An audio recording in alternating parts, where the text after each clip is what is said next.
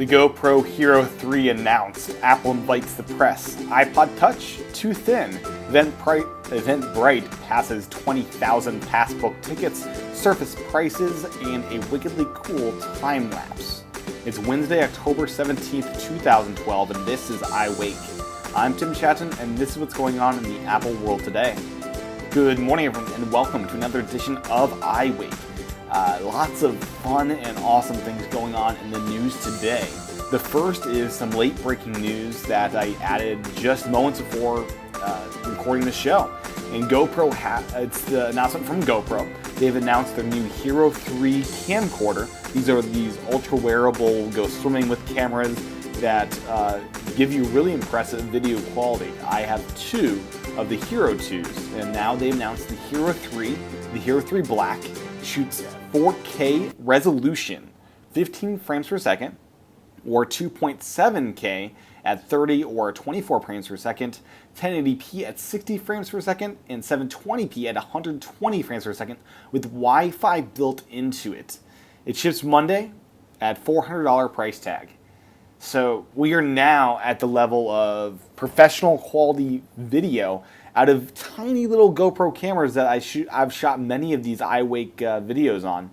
And it's really impressive. I'm going to need to buy a new computer before I can even upgrade these cameras to deal with the high resolution these things shoot in. 4K resolution. It's just a remarkable thing that a camera so inexpensive and so small can shoot at such high quality. So amazing stuff here. And if you're a GoPro person, if you're interested in cameras at all, I recommend going to GoPro.com and checking out their latest offering, the Hero 3.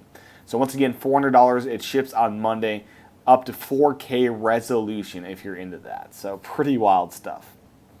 The other big thing of today is that Apple invited the press to their next press event, which will be held Tuesday, October 23rd.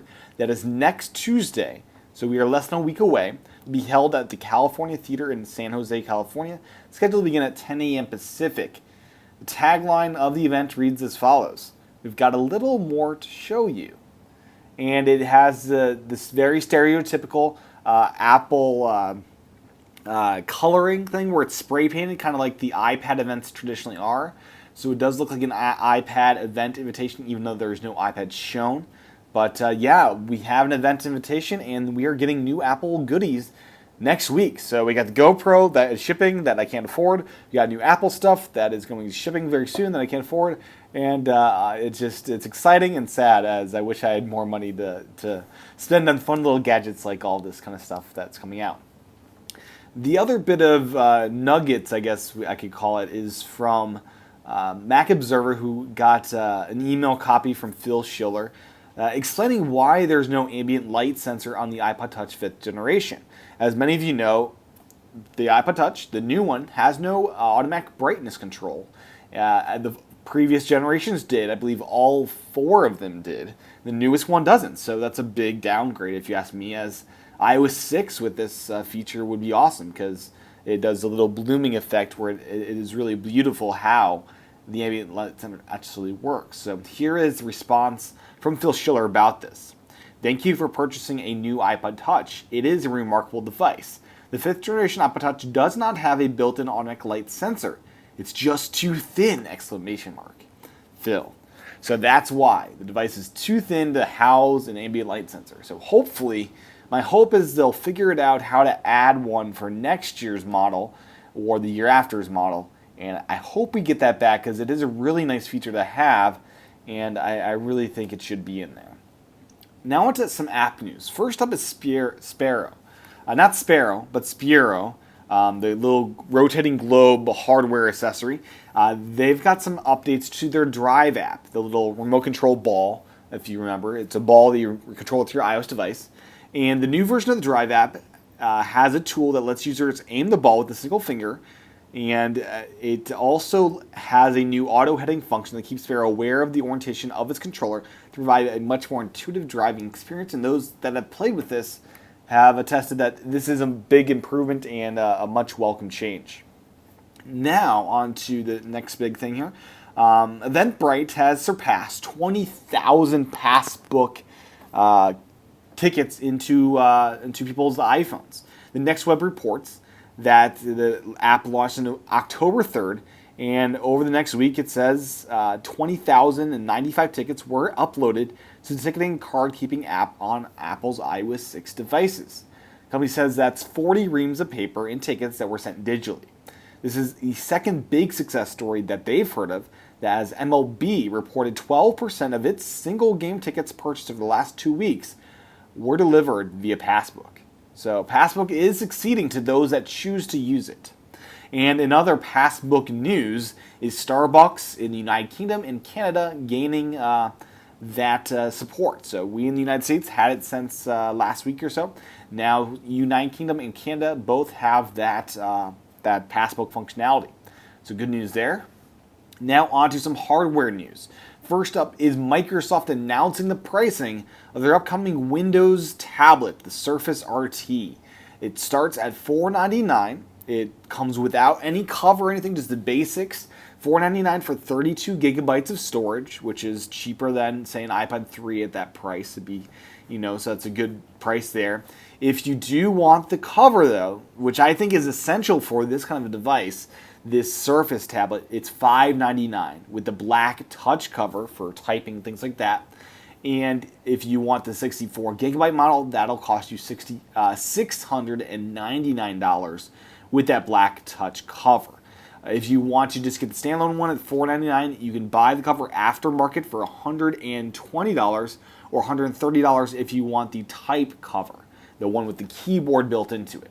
So as it seems, there is no 3G model as of yet, and these things are saying they will be delivered by October 26th. So that is 10 days from yesterday, so 9 days.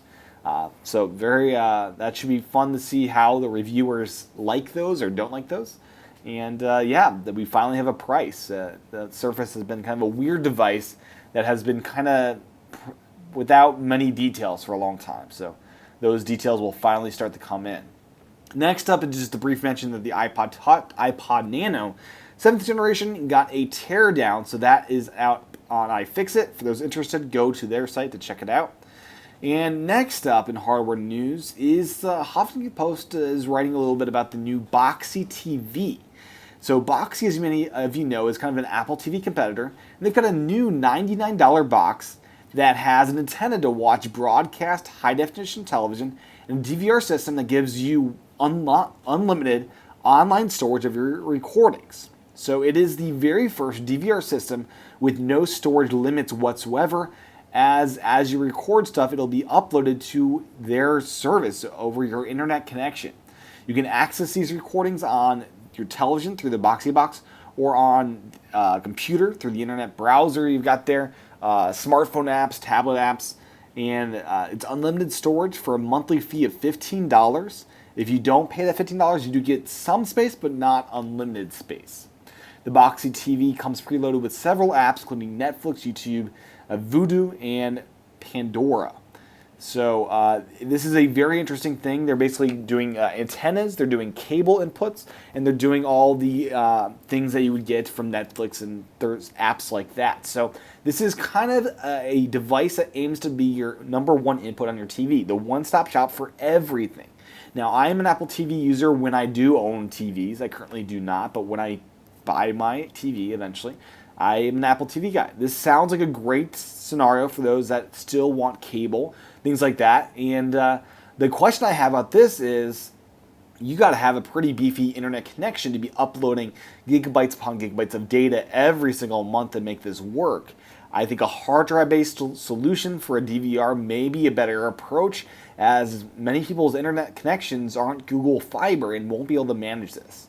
Anyways, the Boxee TV is $99 and will be available on November 1st. Thanks to the Huffington Post for rounding out this information for me. So, very interesting development there with Boxee. Last of the day, I just want to point out a very cool time lapse that is linked to on the Lupin site. It is, I believe, on the LA Times. It's about 2 minutes and 30 seconds where it shows the Endeavour shuttle from the airport driving to the museum. I'm not sure where it's housed, but It shows the entire journey pretty much, or most of the journey. It's a remarkable time-lapse video to look at. So if you're interested in the endeavor, I would highly, highly encourage you to check that video out. So that is the show for today. Thank you for tuning in to today's episode of iWake. Today was a fun day. I love GoPros and I love new iPads, so I'm curious to see both of those in action. You can find the show notes over at iWakePodcast.com. I also do videos over at youtube.com/TCHATEN. And finally, if you'd like access to bonus content and scripts, I do this thing called iWake Again. It's available at iWakePodcast.com/again. Thank you for tuning in to today's episode. With that said, I will talk to everyone again tomorrow for another edition of iWake. Aloha and have a great day.